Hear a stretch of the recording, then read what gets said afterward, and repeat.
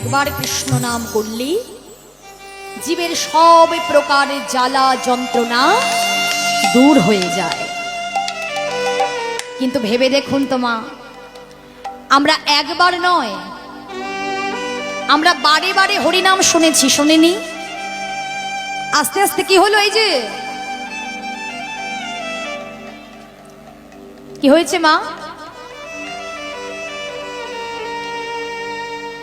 ভগবান বললেন একবার কৃষ্ণ নামে যত পাপ হরি জীবেরও কি সাধ্য আছে তত পাপ করে। একবার কৃষ্ণ নাম করলে সকল প্রকার জ্বালা যন্ত্রণা থেকে মুক্তি পাওয়া যায়। কিন্তু আমাদের জ্বালা যন্ত্রণা দূর হলো না। কেন জানো?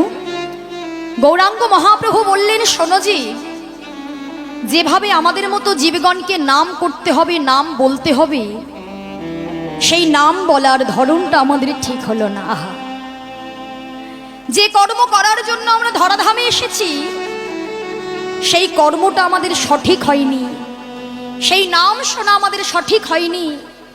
কিভাবে নাম বললে সকলে জ্বালা যন্ত্রণা থেকে মুক্তি পাওয়া যাবে জানো? যদি কোনো জীব কোনোদিন হা কৃষ্ণ বলে, হা গৌর বলে কেঁদে দুফোঁটা নয়ন বাড়ি ভগবানের চরণে নিবেদন করতে পারি, যখন থেকে সে নিবেদন করবে সে হয়ে যাবে ভগবানের একান্ত আপন। আর ভগবানের যদি কেউ আপনজন হতে পারে, সেদিন থেকে তার কষ্ট দুঃখ ভালো মন্দ সবে কিছু ভগবানের হয়ে যাবে। কেননা দেখুন মা, হরি নাম ছাড়া আমাদের মতো জীব উদ্ধার হবে না গো।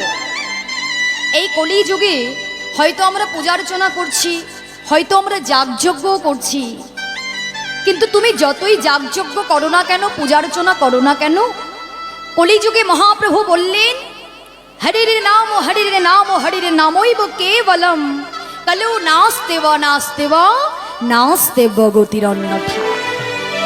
নাম ছাড়া জীবের গতি নাই, জীবের গতি নাই, জীবের গতি নাই।